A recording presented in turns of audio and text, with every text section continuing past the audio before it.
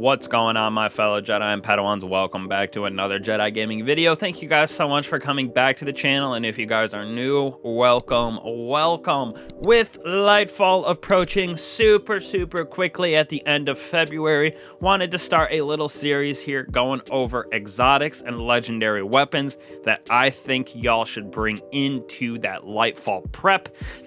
I know we're gonna get a lot of new weapons and new exotics, little changes to the sandbox I'm sure by then, but these are pretty stapled and pretty secure in my opinion. So we're gonna go over everything from legendary and exotics in our kinetic, energy, and heavy, starting with kinetic exotics right here.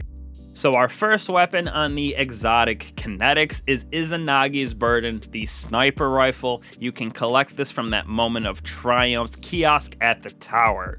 Now this thing is a staple for DPS with exotic snipers, being able to switch on and off from this weapon to a linear fusion rifle, pairing that with someone else using div, headshots, and that precision damage absolutely gnarly.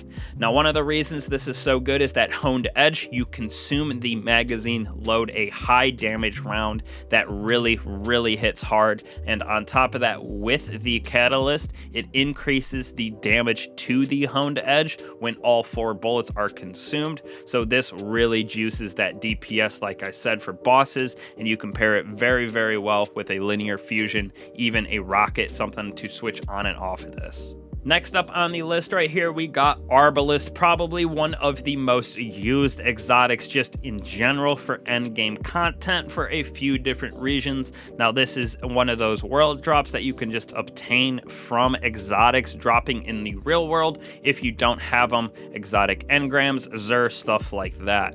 Now, one of the reasons this weapon is so good is it is good against anti-barrier champions, and it has the combination of disruption break plus with the catalyst of Genesis. Breaking those shields gives us refill on the magazine, so it instantly refills on breaking champion shields, everything like that. And with disruption break, breaking those shields allows us to do more damage with kinetic weapons, and since this is kinetic, you can absolutely juice champions, bosses, whatever it may be, as long as you're breaking that shield first. So definitely a staple in a lot of the endgame content that I go through.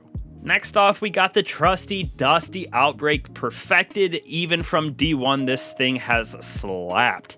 Very good at ad clear potential and even can do some juicy DPS. This is partially because of the parasitism perk that we have on it, so this weapon deals bonus damage to enemies based on the number of Siva nanites that are attached to them, and the way that we get the Siva nanites is those precision shots and rapid hits on enemies deal some precision damage, and those nanites start to spawn. Especially with the catalyst here, it increases our nanite damage, and enemies that die from nanites attack, they generate additional nanites, which gives us that juicy DPS right here from parasitism. So very good at ad clear as well as even juicing some champions. And if you have 6 of these, like the old days, you used to be able to do some gnarly damage since those nanites all stack together.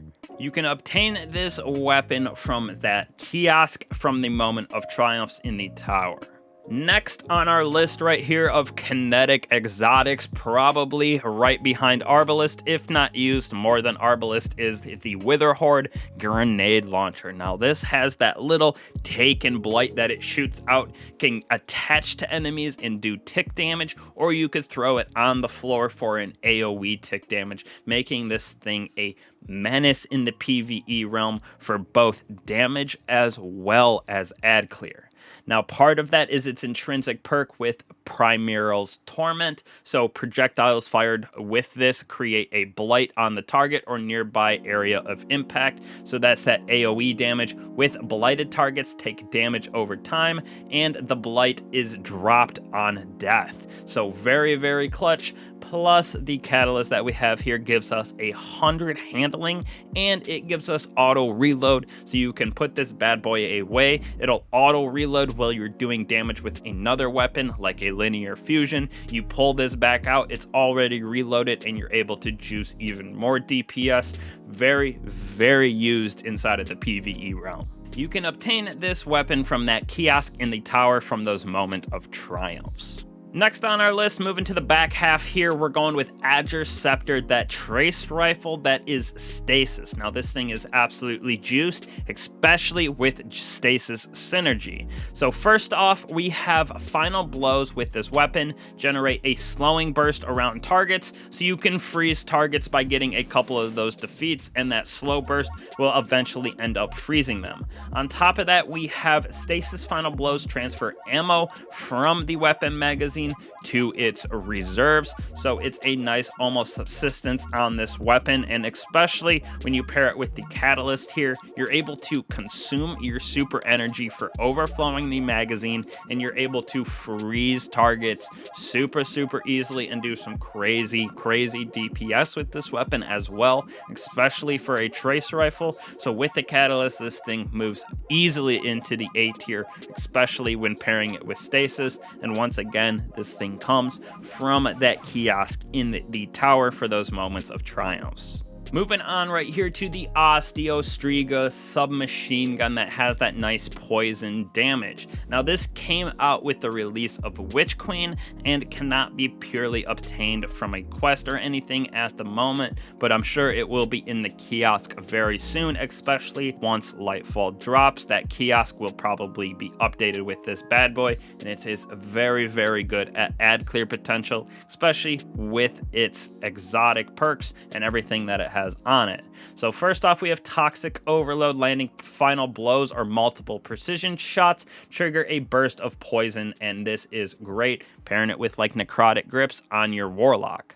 On top of that, we have it fires a stream of those sentinel bullets. The toxic projectiles track targeted enemies, so this thing is absolutely gnarly at spreading that poison. It tracks targets and it gets some overflow on it when that catalyst is procced, so this thing is absolutely gnarly for that ad clear potential within the PvE realm.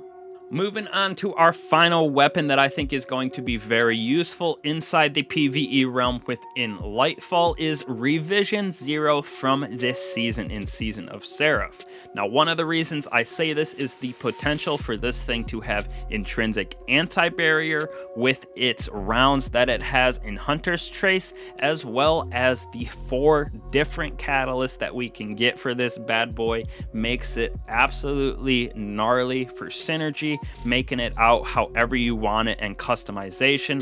Outlaw 4th times the charm Vorpal weapon on this. It's going to be a very staple in my personal opinion for that PvE realm. I love it in PvP as well. So this thing does all of it, and it comes from the season again in Season of the Seraph. Gotta complete our seasonal mission, More Than a Weapon, and then we get some exotic quests called Should You Choose to Accept, which then takes us into that Seraph mission in Operation Seraph Shield, which gives us the different catalysts for this weapon. And like I said, there are 4 of them, so make sure to grind this bad boy out and get this pulse. All of these weapons in general are super key and great right now for the PvE realm, so they're going to carry over, in my personal opinion, very easily to Lightfall. So start out ahead with these bad boys, get the catalyst done on all of them, and hopefully you can snag these before Lightfall. Thank you guys again for that support. I'll catch y'all in the next one. Peace.